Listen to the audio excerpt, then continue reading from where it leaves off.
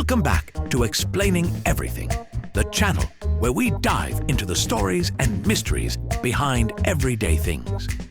Today's question comes from one of our curious viewers, Victor Taylor, 1737. Thanks for the suggestion, Victor Taylor. You asked, why does sunlight take 100,000 years to leave the sun, but only 8 minutes to reach us? That's a wild number gap.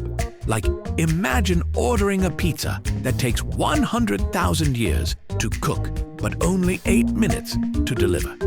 So what's going on here? Why is the sun apparently running on geological time inside, but express delivery once it's out?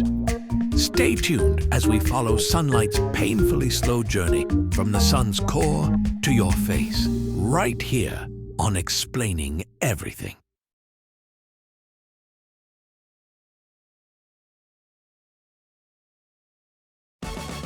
Okay, so first off, light is supposed to be fast. The fastest thing ever, right? It travels at 300,000 kilometers per second. It can circle Earth 7 times in 1 second. So, how could it possibly take 100,000 years to get from the sun's center to the surface? Well, the short answer, the sun is chaos. Absolute nuclear chaos. Inside that glowing fireball, hydrogen atoms are smashing together to make helium, the process we call nuclear fusion. That's where sunlight begins, deep in the sun's core, at around 15 million degrees Celsius. Every second, millions of hydrogen atoms fuse and release tiny packets of energy called photons, aka light particles. But those photons are immediately in trouble. They're born in a mosh pit. The sun's interior is so dense that a photon can't just zip out like, "See you later." It's surrounded by 1 trillion atoms all bumping, scattering, and basically ruining its day. So instead of flying straight to freedom, that photon gets bounced around, like a drunk tourist lost in a crowd at Coachella. This whole process has a very fancy name, the random walk. Here's how it works. A photon travels a tiny bit, we're talking a few millimeters, before it hits an atom.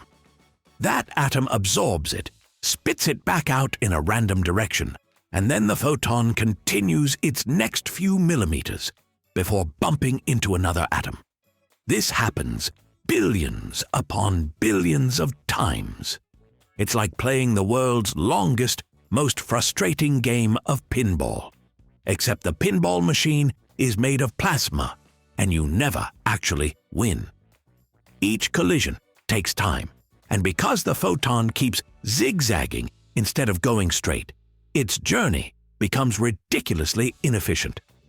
Imagine trying to leave a crowded concert by walking 1 step forward, 3 to the side, 2 backward, 1 in a circle, and then starting over. It's like light's version of a toddler learning to walk. And that's why it takes around 100,000 years for that poor photon to finally make it from the sun's core to its surface. Some estimates say it could be as quick as 10,000 years, or as slow as 1,000,000.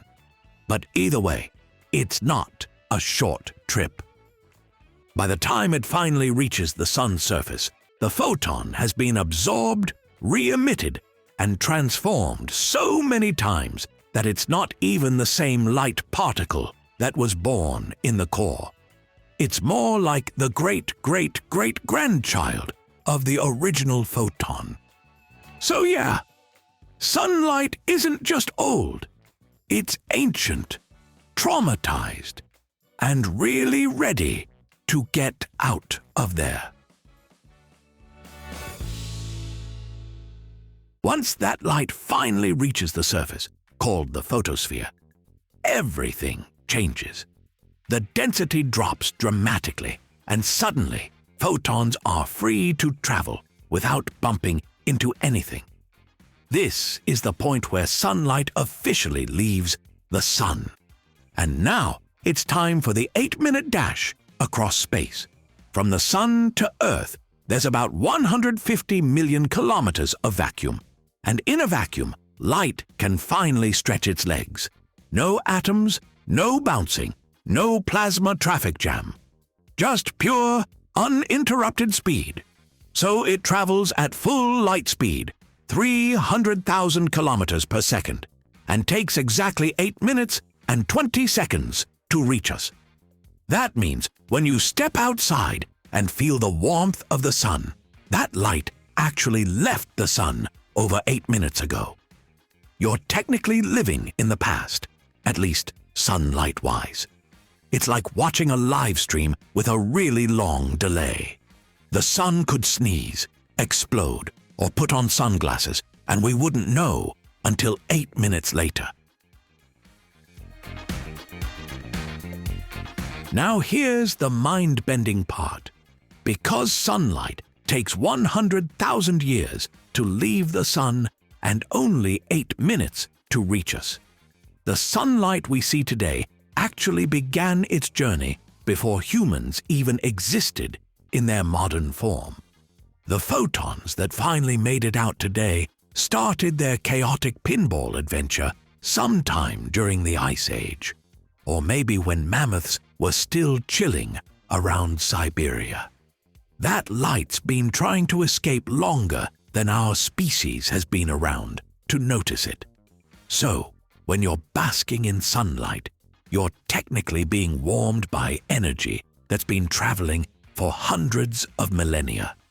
It's like nature's slow-cooked barbecue, the low and slow recipe for brightness.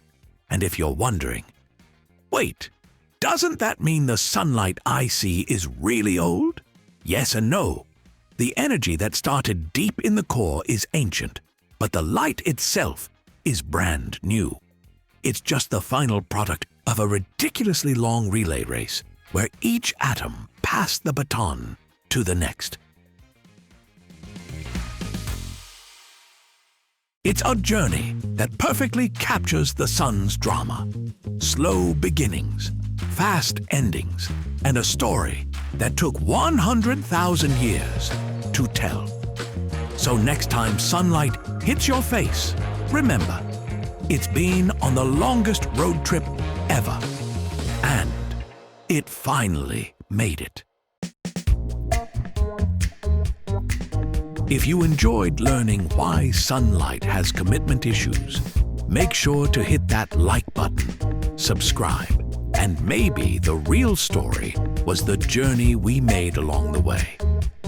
Also, if you have suggestions for our next video, feel free to share them in the comments below. We'll be sure to give you an acknowledgement for your contribution. If you enjoyed this video, please check out our other bingeable channels.